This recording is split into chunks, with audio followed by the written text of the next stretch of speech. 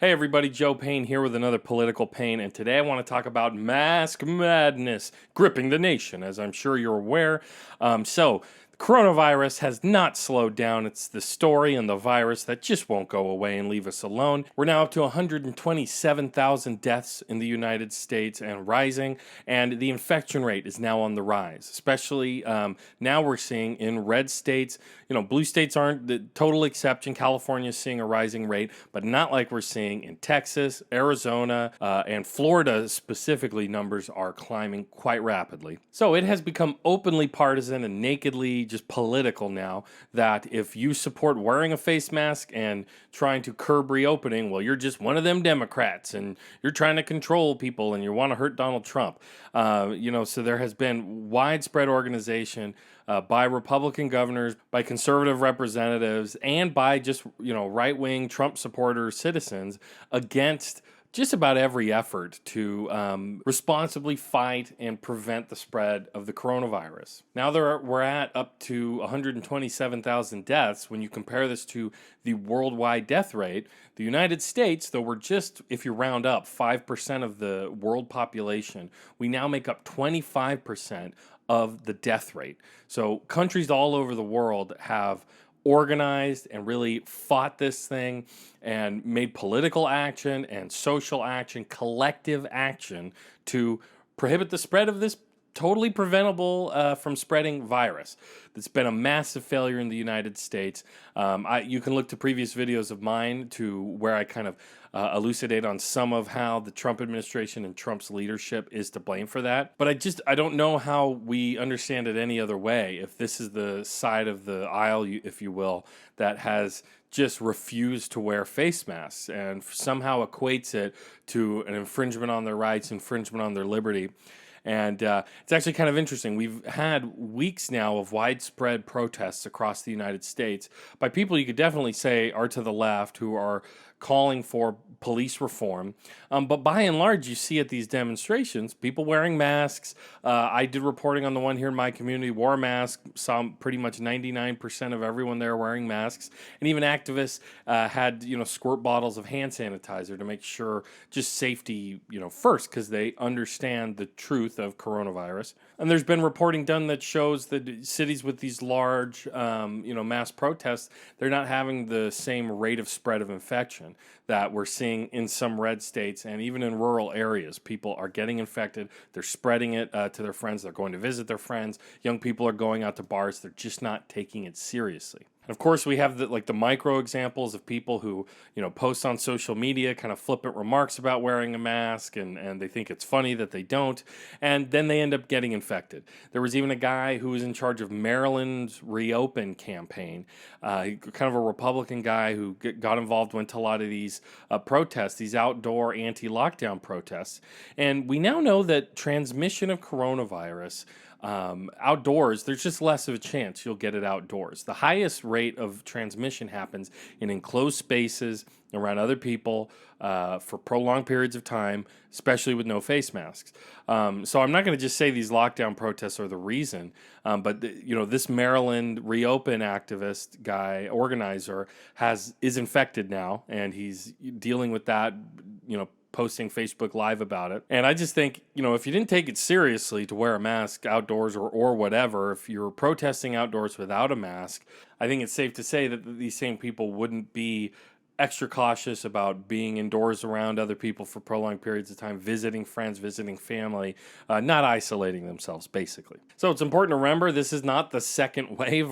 America's first wave never really ended. This is just a trend upwards now in infection as we, I just think Americans got bored of staying at home and not transmitting this. Obviously, some people didn't take it seriously from the beginning, were outright just trying to deny. There's a big strain of denialism on the right in America.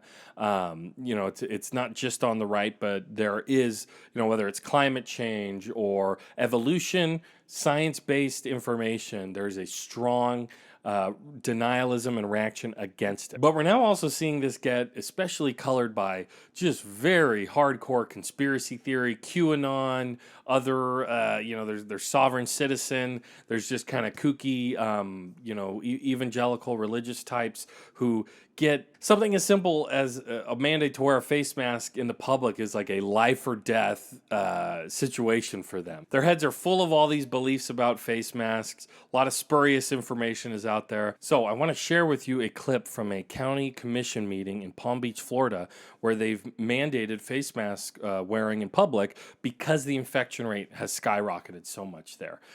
This is a lady who tried to keep track of all the different types of conspiracies she has clanging around in her head right now when she speaks against these people. So take a watch real quick. You literally cannot mandate somebody to wear a mask knowing that that mask is killing people. It literally is killing people. And we the people are waking up, and we know what citizens arrest is, because citizens arrests are already happening, okay? And every single one of you that are obeying the devil's laws are going to be arrested. And you, doctor, are going to be arrested for crimes against humanity. This is insane. And then you want to open this meeting with a prayer to God. Are you praying to the devil? Because God is not listening to that prayer. Because all of you are practicing the devil's laws. What happened to Bill Gates? Why is he not in jail? Why is Hillary Clinton not in jail? Why are all of these pedophiles that are demanding you all to listen to their rules, why are they not in jail? Oh, is it because you're part of them? Are you part of the deep state? Your time has expired. The deep state is going down. And if any of you are in the deep state, you're going down with it. So obviously, there's a lot of different motivations here. She's talking about the devil. She's talking about 5G.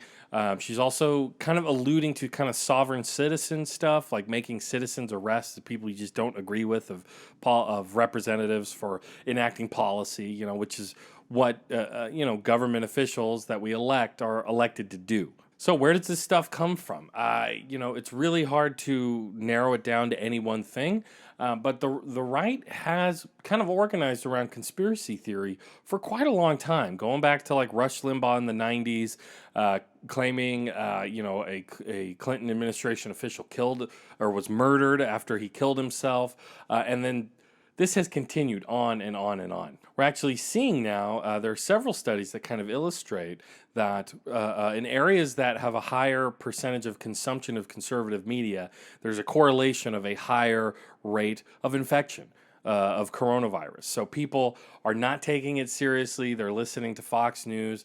And another interesting thing is this has been such a failure. The Trump administration's response to coronavirus has been such a failure. We're seeing a total hemorrhaging of support for President Donald Trump in the polling.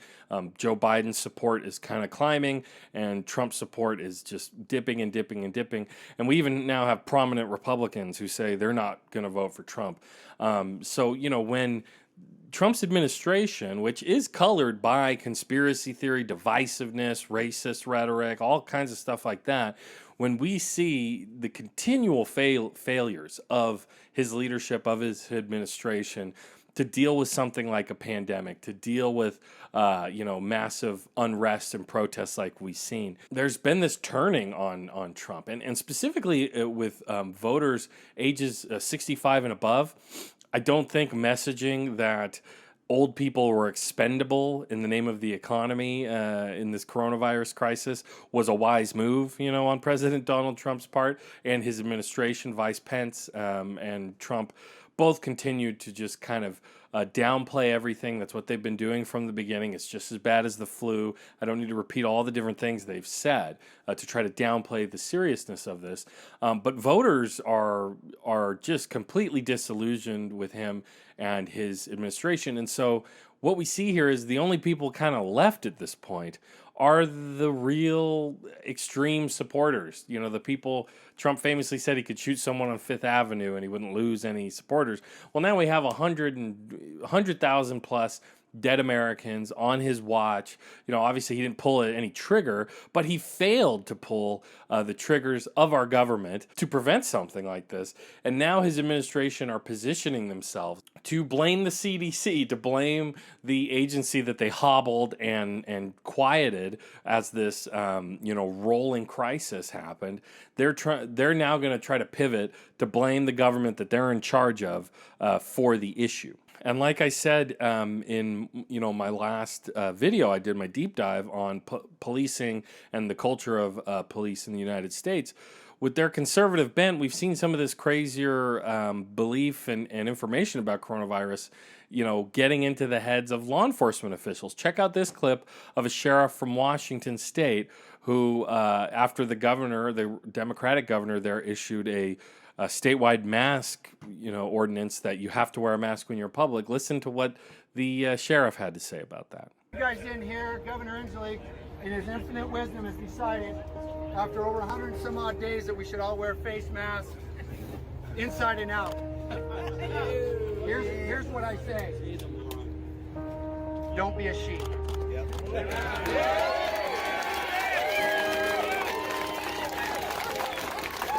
So there you have it. I think, it's very ironic that so many people use the same language and they're the ones calling everyone sheep for doing just what is the most basic recommended thing you could do to prevent the spread of this virus. I did a video a while back about the Spanish flu and what we can learn from that.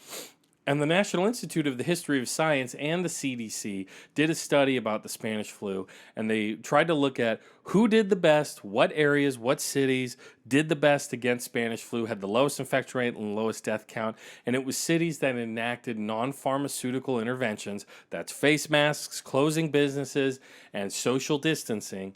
They found that the ones that started those earliest and kept them going the longest fared the best. That was it. It's that simple. How do you prohibit the spread of a virus or stymie the spread of a virus? It's from just limiting contact between people, wearing face masks, washing your hands. I mean, this is basic hygiene and basic, response to an upper respiratory infection like this virus is. So, I don't know what you could say or what you could do to kind of help people who are just fully on board with these beliefs, or they're watching QAnon videos and other kind of conspiracy stuff about face masks. They don't listen to doctors who tell them it's okay to breathe in some of the CO2 that you breathe out.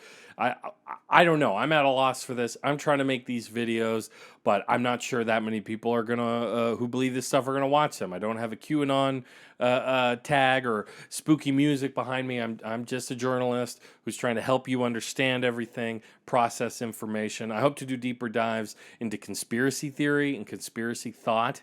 I do see it as kind of a form of addiction and almost like a religious impulse where you just want to believe that you know the truth, but you don't want to do any of the hard work of actually coming to the truth, understanding what's going on, and applying critical thinking, all the mental work it takes to be informed. Remember that being informed is work. It's not easy. It's not supposed to be fun. A lot of people want to consume entertainment journalism or infotainment. That's not journalism, that's entertainment, right? So they just want to reinforce things they already believe, be told stuff that they want to hear. So to be informed citizens, we need to take a look at the information, even when it's upsetting, even when it's difficult. And, it's work. Like I said, being informed, it's like self-care. It's like brushing your teeth or working out. It's not supposed to be fun.